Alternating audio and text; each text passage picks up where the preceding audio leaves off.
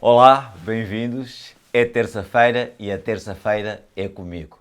Como sabem, aqui vai passar pedreiros, engenheiros, sapateiros, lavadeiras, cozinheiras, atores, lavradores. Toda a gente aqui vai ter tempo e espaço para contar a sua história.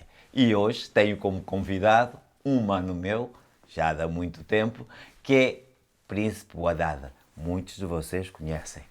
Ouadada, bem-vindo. Obrigado. É Ouadada, Príncipe Ouadada ou Ouadada Príncipe?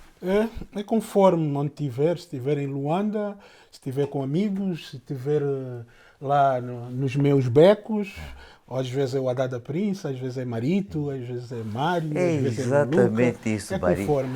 Quanto mais familiar for, mais o Adada é. Então, mas Marito, como é que uma pessoa começa de Marito e transforma-se a Príncipe Ouadada? Mário. Marito, por ser Mário, né, o nome de batismo e tal, é o nome da família. E o Adada passa a ser o Adada por ser o artista. O artista que surgiu depois, já, depois dos 14 anos, o Rasta que surgiu depois. Eu lembro-me, quando nós éramos mais pequeninos, nós vivíamos num contexto de guerra. Exatamente, sim. Tu também fugias à rusga? Sim, cheguei a fugir porque ainda aos meus 16 anos ainda estava em Luanda, né? E sempre fui assim uma pessoa corpulenta e já enganava, né? Já parecia que tinha 20 e tal. Eu sei. E no tempo das rusgas e tal, seguia-me. Eu até cheguei a pensar que tu fosses meu cota, a senhora de montanha. Não. Dengue é miúdo, para quem não sabe. Olha, mas vamos lá. Como é que tu, naquele tempo, pensaste na música? Num país que nós tínhamos o Quilapanga, o Kizomba, que a maior parte das pessoas ouviam. Como é que surge o reggae? O reggae surgiu-me não como músico, surgiu-me como um simples amante da música, né? Eu sempre gostei muito da música, embora na altura, quando mais novo, não era essencialmente o reggae, era tudo que se ouvia nas rádios em Luanda, era o zouk, eram as músicas americanas, funk, música brasileira, por si só. E o reggae surgiu-me na altura que na escola eu precisava, nas aulas de inglês, precisava de aperfeiçoar mais o meu inglês. E o que é que surgiu? Um colega meu emprestou-me um disco que é o Uprising do Bob Marley. Apresentou-me esse disco do Bob Marley, porque atrás da capa vinha as letras da música e tal.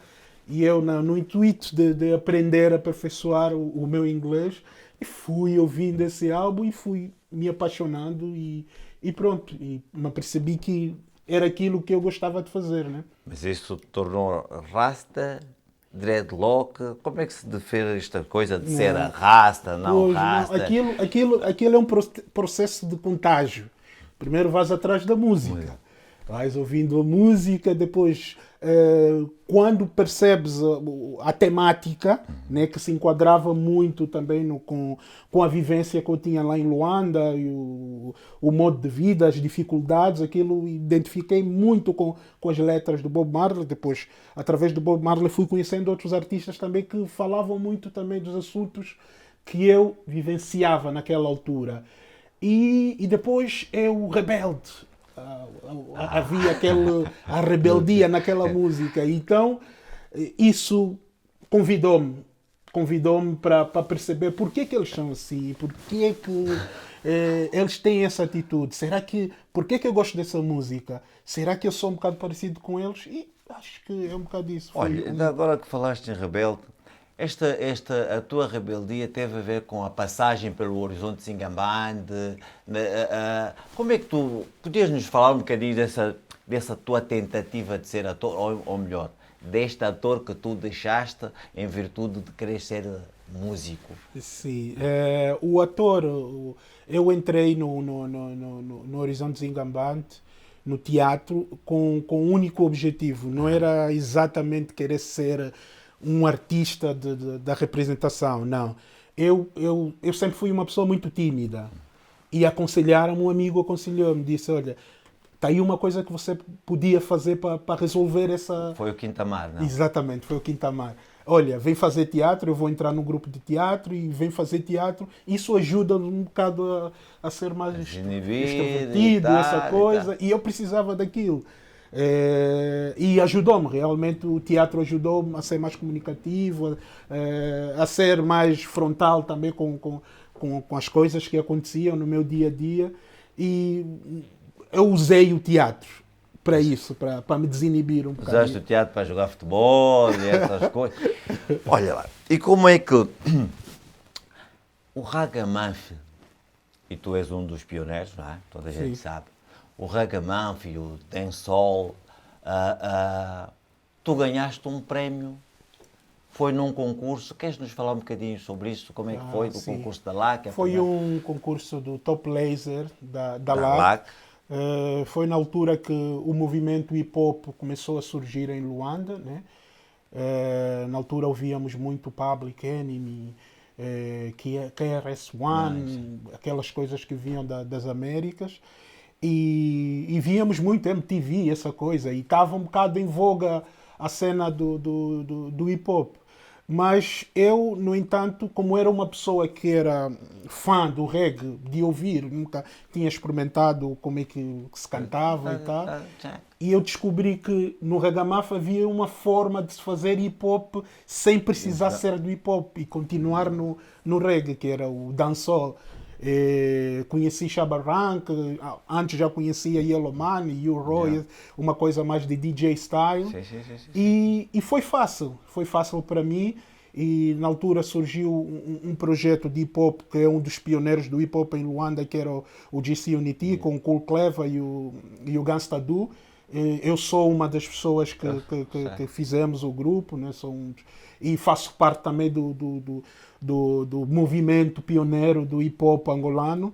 E surgi nessa onda e fui fazendo. E só depois é que eu me distanciei um bocado do hip-hop. Foi nessa altura que o teu pai te privou as cassetes ou isso foi antes? Isso foi antes. Isso olha, eu privou as cassetes porque...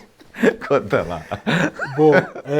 Bom, meu pai privou-me a cassete porque estava com medo, porque eu ouvia muita música. Estavas a enveredar por um caminho que na altura... música das pessoas que fumavam erva. Era exatamente. Ele estava com medo que eu me tornasse um delinquente, uma coisa assim. Mas não é um contrassenso? Então, se a erva fazia parte vamos dizer, faz parte da cultura africana... Sim. E dos bacongos? Os quimbundos e os bacongos, alguns mais velhos também, os sobas, né? Por que os nossos pais, ou por que o teu pai estava com este receio? Não, porque eu vou falar exatamente de Angola. Muitas das bases culturais que nós tínhamos em Angola, isso é super suprimida, né? Porque já sabemos muito bem como é que é a mentalidade do angolano em relação, principalmente aqueles que nasceram antes da independência, né? Existe muita luta para descolonização mental. E o meu pai faz parte desse grupo, e meu pai não é o único, a maior parte existe um tabu em relação a... Passava-se lá em casa também. Existe um tabu em relação à erva, em relação ao que é ser africano. Eu, por exemplo, se reivindicar o facto de eu querer ser mais afrocêntrico, se calhar isso é uma afrontação. Tipo, o que é que tu queres ser? Confundem-se muito o ser afrocrata como um racista, como um anti-branco, ou se calhar é um anticolonialista. Isso é uma coisa. São coisas completamente diferentes. Né? E lógico que havia muita emancipação para se fazer mentalmente em muitos de nós, e o meu pai e os meus vizinhos, eu próprio também cresci com estes complexos todos, e foi difícil para mim mesmo também ultrapassar isso. Eu nunca por exemplo, aos 18 anos tinha dreadlocks, mas nunca pensei, tipo, isso é uma coisa, onde é que eu vou estudar em Angola com dreadlocks? Tenho muitos amigos rastas, eles são completamente discriminados e perseguidos na altura das ruas, então eram perseguidos pela polícia, levavam porrada, essa coisa olha, toda. o cudo que arrancaram o rasta, por Exatamente, e eu vivia com esse medo, embora aquilo estava dentro de mim, aquilo exigia que eu... Havia um chamamento dentro de mim, tu és rasta, tu tens de ser isso, mas no entanto havia essa contradição dentro também. Ainda em Angola, tu também te envolveste nesta coisa do movimento da House Dread, tu estiveste ligado à House Dread, já Isaac. Olha, para já eu tive que fugir de casa, porque para ser rasta, dentro da minha casa não tinha espaço, né? Porque era já criou-se ali uma barreira entre eu e o meu pai. E um tal de Santos é testemunha. Um tal de Santos, ainda bem que não vai buscar este. Depois vamos falar, da próxima vez falarmos sobre Santos. E eu tive que sair de casa, né? Fiquei tipo foragido, tipo 3 meses. E fui parar para a casa de uma pessoa que pertencia aos Dread, que era no bairro Operário. E sim, frequentei muito aos Dread, sim, a comunidade rasta nessa altura. Agora vamos ver uma coisa. Então você, o Haddad, com muito sucesso em Angola, um dos pioneiros da música no Ragamuffin, muito conhecido, por que fez para Portugal? Bom, vim para Portugal porque queria crescer musicalmente. Okay. Sim, artisticamente também havia desafios que eu tinha imposto a mim mesmo, que sabia que havia limitações onde estava. Esse é o propósito principal. Sim, eu queria fazer, por exemplo, na altura a música era mais...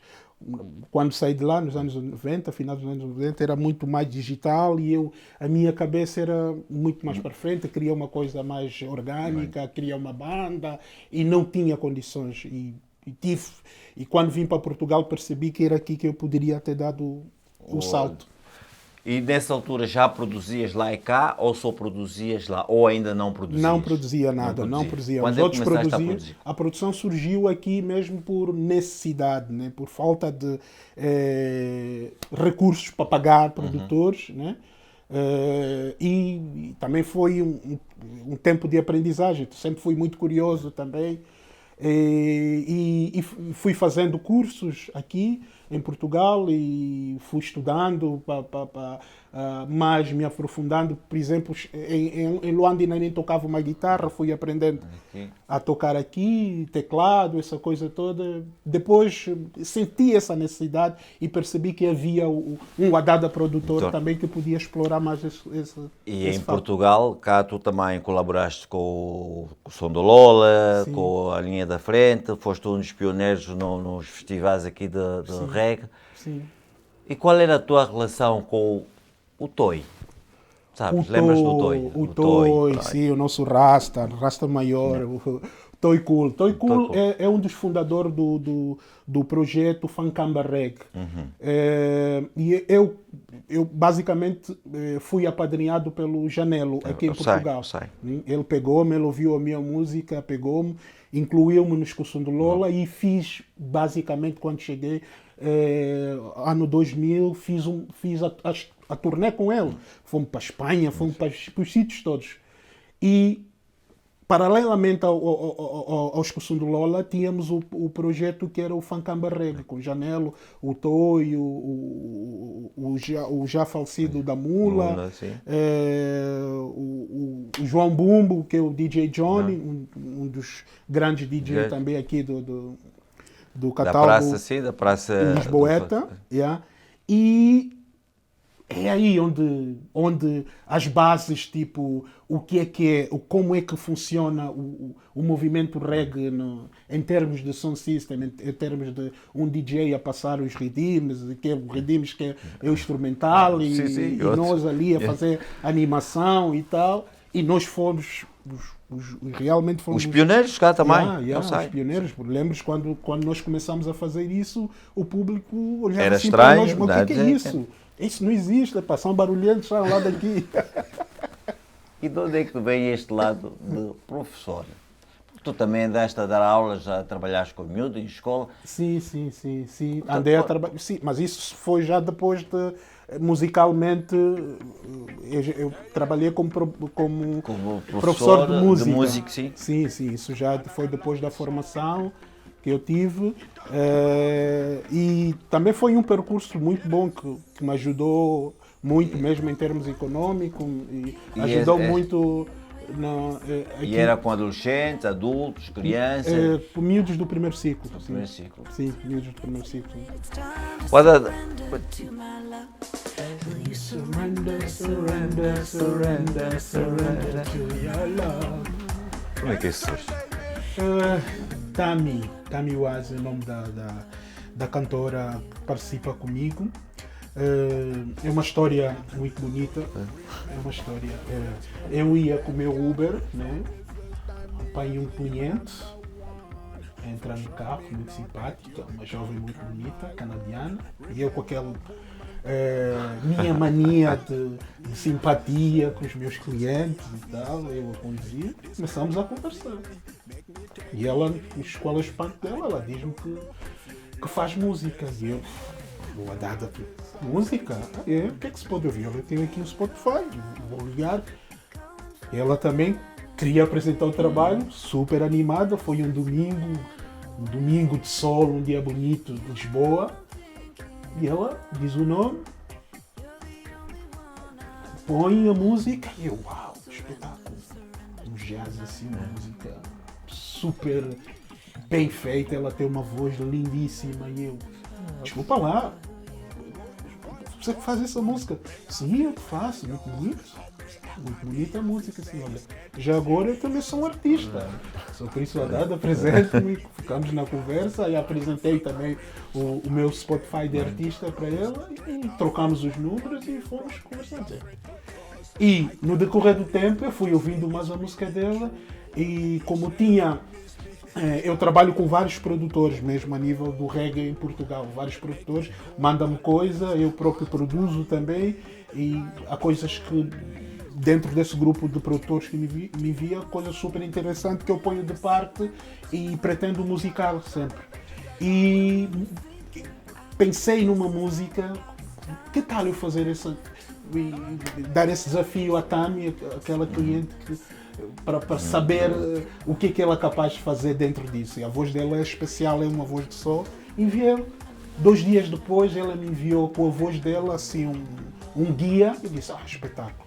Mando a música para o produtor e o produtor, espetáculo, vamos logo gravar isso. E começamos a gravar. E a produção é feita pelo Miguel Campos da Dynamite, uma produtora do Porto. E sim, as coisas correram bem. Há pouco tempo saiu a música e já está aí nos pontos todos de venda online de música. E a música saiu também em vinil 45, que é os vinis pequenos. Exatamente, e para quem quiser, colecionador, DJ, já podem passar essa música. O título da música é Surrender. Essa é a história da música. O que é que mais te chateia?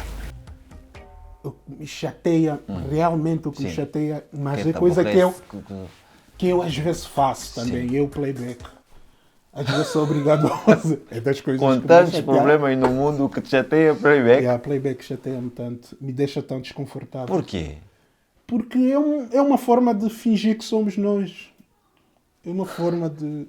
Se calhar não é só por ser, é uma forma fácil também de passar a mensagem, não tem que me chatear. Sim, porque, quer dizer, lógico que ajuda muito, né? Não tem que ligar nada, mas também isso arrasta muita gente que não é músico e que consegue passar como músico.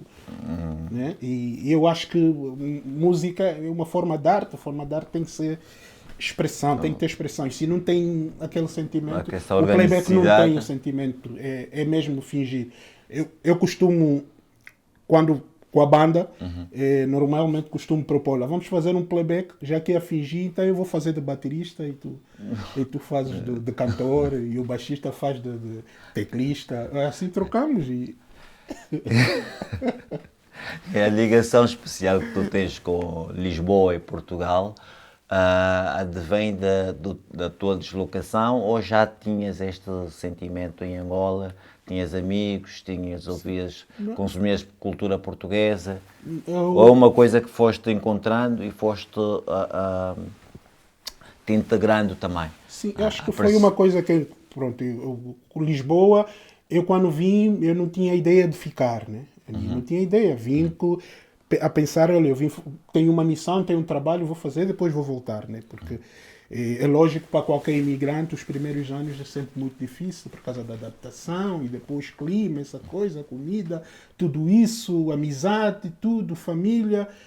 E foi muito, muito difícil. Eu não quis ficar.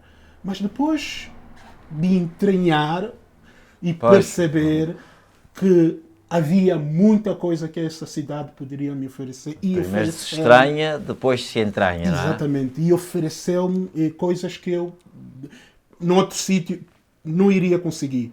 Noutro sítio fora de Angola. Porque, além de estar longe, além de ser frio, mas eu conseguia encontrar Angola aqui, porque essa cidade é multicultural, tem muitas coisas e conseguia encontrar a África que eu, outro sítio fora de Angola ou fora da África, não iria encontrar.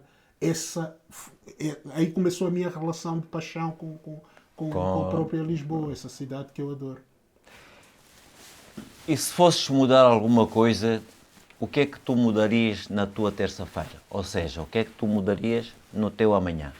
O meu amanhã era se essa pandemia desaparecer. Se eu conseguisse, se eu tivesse esse poder, eu andava com uma tesoura. Primeiro acabava a pandemia, né? Pagava, e depois pegava uma tesoura, cortava as máscaras, ia tirando as máscaras das pessoas, liberdade, tudo de volta. Se eu pudesse fazer isso, faria. Era o que farias. Sim. Então, Mano Haddad, queríamos alongar a nossa conversa, mas vamos ter outras conversas iguais a essa, porque ainda faltou muita coisa por dizer, e não te preocupes. Vocês estão do outro lado, olha, esse foi o momento com o Mano Haddad, que tem outras coisas por contar, porque ainda vai falar do lado empresarial, que ela que não disse, só falou do lado artístico, e fiquem à espera, até breve, e não se esqueçam, a terça é comigo. Até já.